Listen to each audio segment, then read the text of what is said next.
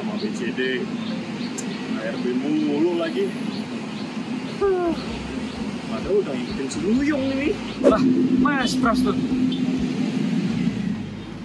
Wih, Mas Pras, dari jauh kelihatannya emosi aja. Ada apa nih? Iya nih Mas, soalnya saya tuh ngikutin Suyong. Suruh beli sama BCD. Tapi sekarang habis mulu. Stres jadinya nih saya. Nah, Pras, ini saya kasih tahu nih biar nggak bingung lagi. Jadi ketika kita trading memang analisis itu penting.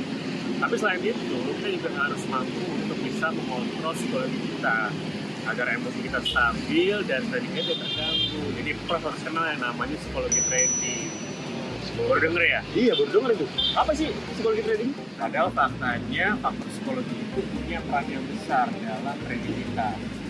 Ya, itu hampir 60% lah bobot.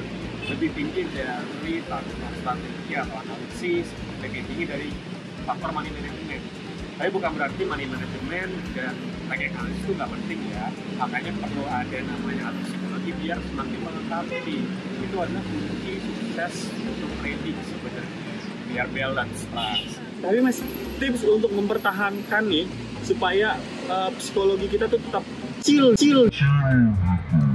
Nah, mungkin untuk dari awal dulu ya, sebagai tips ya. Jadi di awal tuh Pras harus make sure trading atau invest harus pakai uang dingin. Oke. Uang yang ditaruh di kulkas gitu maksudnya? Nggak kayak gitu. Oh enggak. Nggak kayak gitu ya. Jadi uang dingin ini adalah uang yang memang sudah Pras sediain khusus keperluannya untuk trading, untuk investasi. Oh iya. Kan jadi makin pusing kalau misalnya Pras pakai uang kebutuhan sehari-hari, misalnya uang buat sekolah anak Pras misalnya kan, makin pusing kan, malah buat tradingnya ada rugi.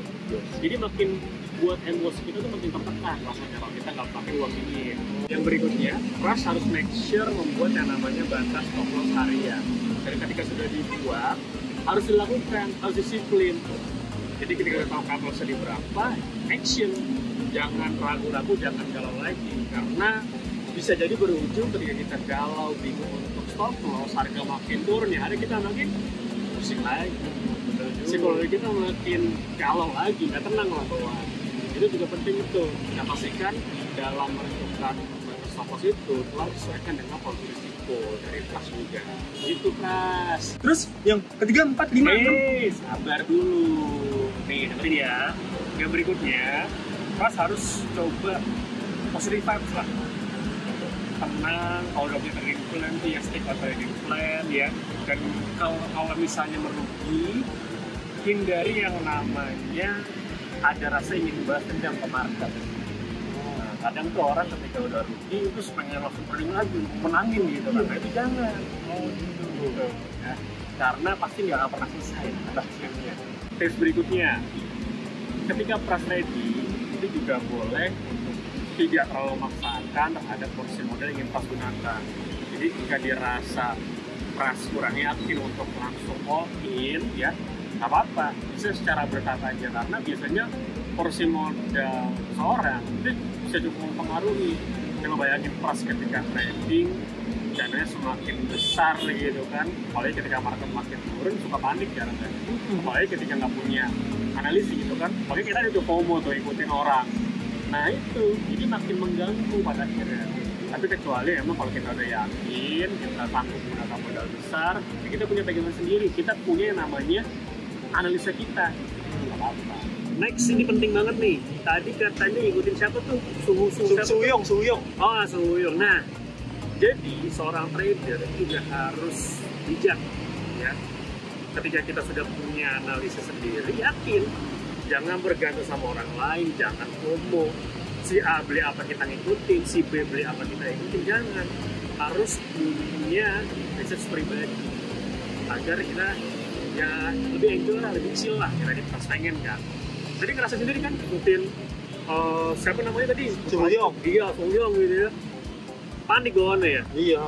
Nggak bingung ya mau ngapain kan? Nah itu dampak yang bisa terjadi kalau kita nggak punya basic planning, lalu kita ngikutin orang aja. Jadi kita harus nyiapin trading plan sendiri ya? Harus dong. Oh iya Mas Andri, sekarang ini saya bisa rehat dulu nggak sih? Soalnya udah stres banget nih, harus cut loss.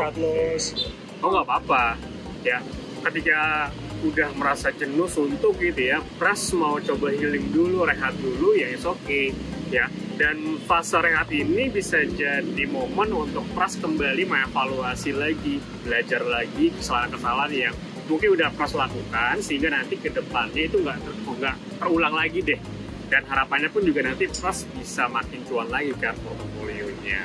Jadi nggak apa-apa, healing dulu aja, santai, dan good luck ya tradingnya. Wah, banyak begini. Udah Pak, saya mau balik dulu ya. Sip, makasih banyak ya.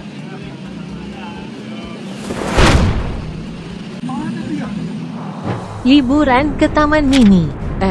Di jalan ketemu sini ya. Oke guys, sekian dulu vlog kali ini.